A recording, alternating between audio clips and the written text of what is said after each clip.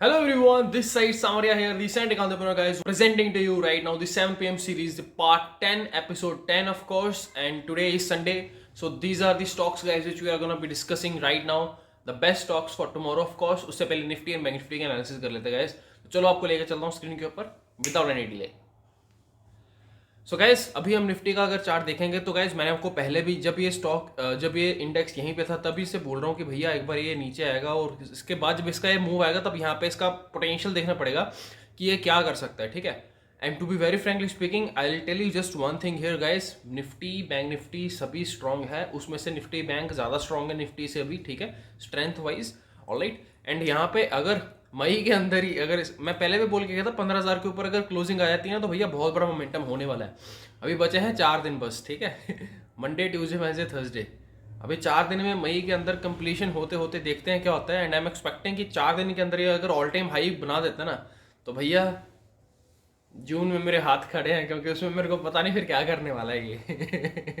ठीक है, मैं सच्ची में बोल रहा हूँ. The potential for this Nifty is very very great. अगर आप वीकली कैंडल भी देखोगे ना भैया तो यहाँ पे मैं पहले भी बोल के गया था कि इसका ऑल टाइम जो है हाई कटने वाला है बहुत जल्दी.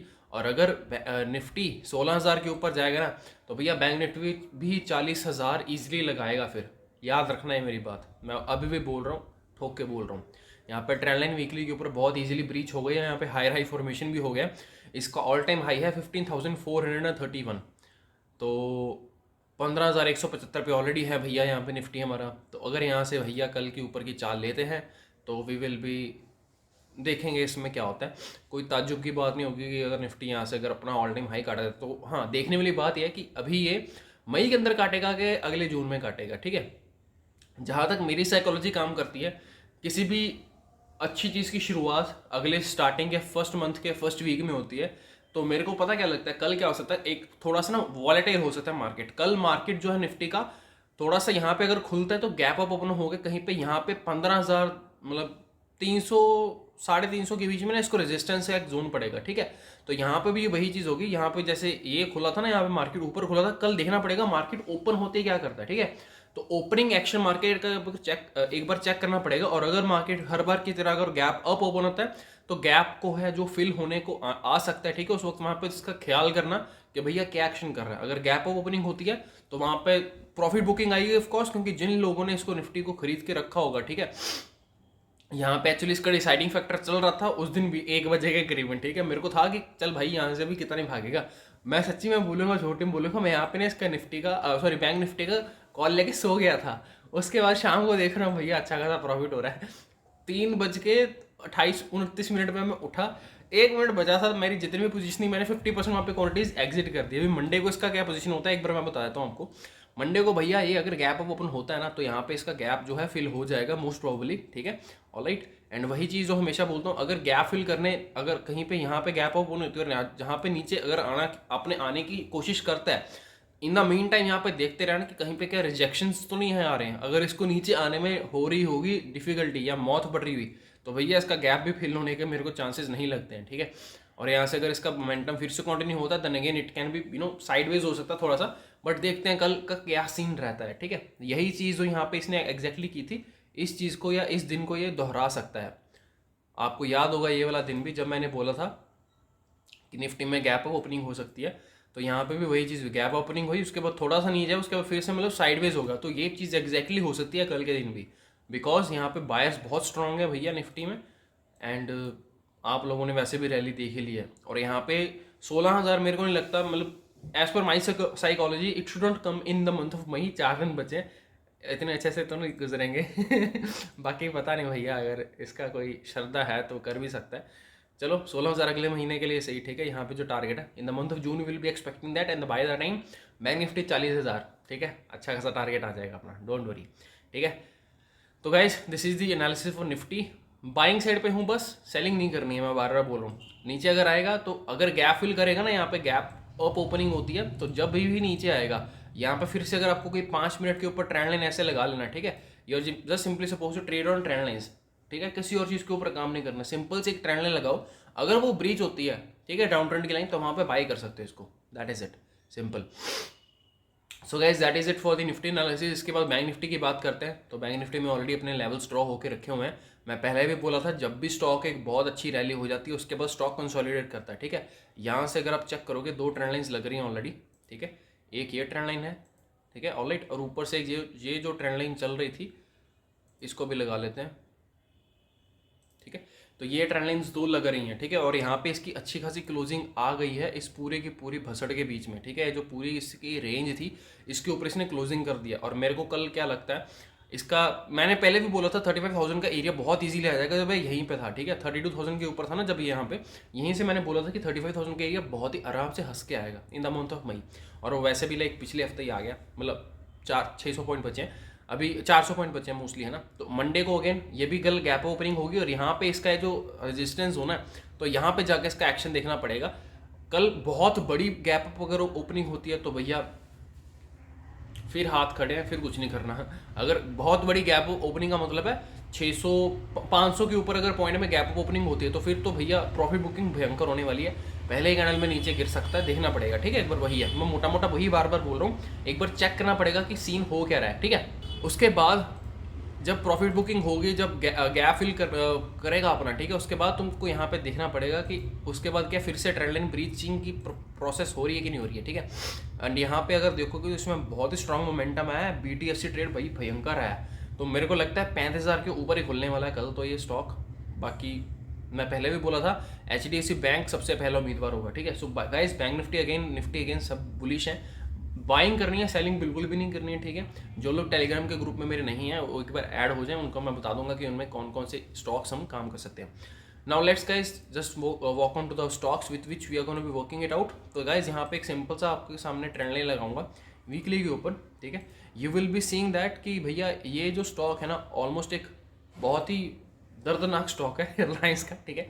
क्योंकि बहुत देर हो गई है इसको, from the month of November till अभी लाइक 6-8 महीने होने को आए हैं ये भैया, अभी यहाँ पे इसका कंसोलिडेशन ही नहीं खत्म हो रहा है, ठीक है।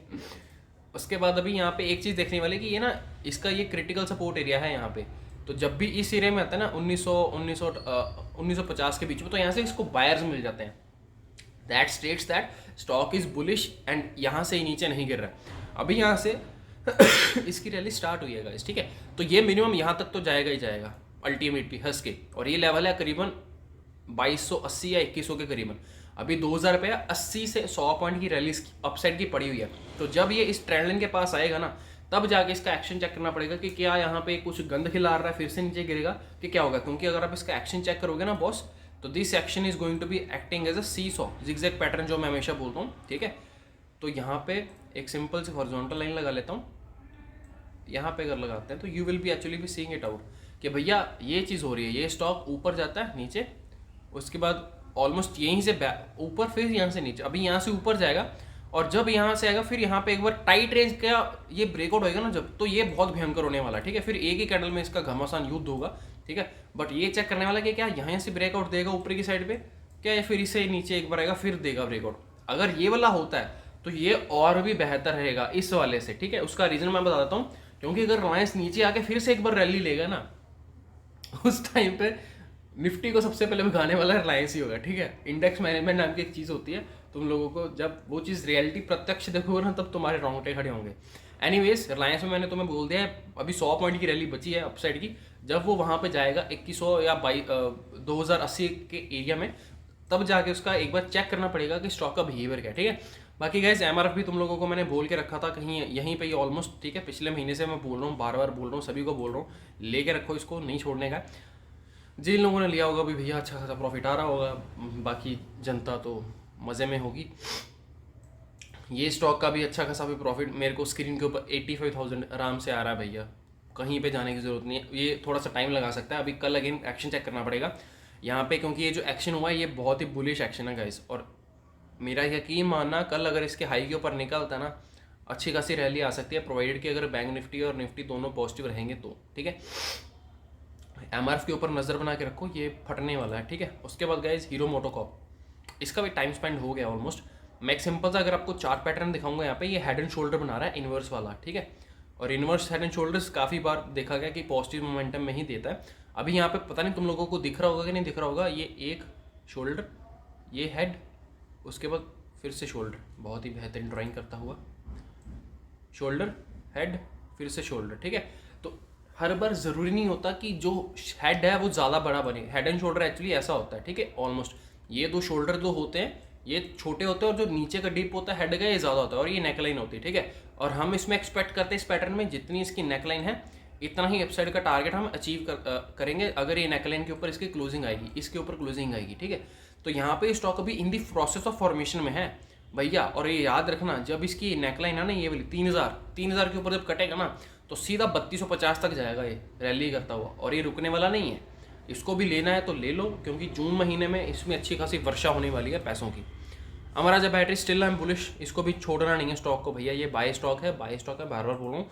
पीवीआर लास्ट टाइम मैं बोल के गया था, तुम लोगों को याद भी होगा, मैंने बोला था यहाँ पे 2 टाइम रिजेक्शन शो कर गया और यहाँ पे इसकी अच्छी खासी रैली आ सकती है, ठीक है। तो अभी इसमें बाय नहीं करना, क्योंकि यहाँ पे बाय के सीन यहाँ पे थे, उसके बाद यहाँ पे थे। अगर किसी को बाय करना है तो एक डिप का वेट करो, अगर डिप आएगा तभी बाय करना, उससे पहले नहीं करना। Tata chemical guys, it is kind of a negative stock. जहाँ तक मैं चार्ट रीडिंग कर पा रहा हूँ, आई एम एक्सपेक्टिंग कि ये एक बार थोड़ा सा नीचे आके फिर से इसकी रैली होगी, ठीक है। क्योंकि थोड़ा सा चार्ट में थोड़ी सी गड़बड़ी दिख रही है अभी, ठीक है। यहाँ पे हॉल्टिंग कर रहे हैं, सेलर्स भी आ रहे हैं, एक्यूमुलेट हो रहे हैं।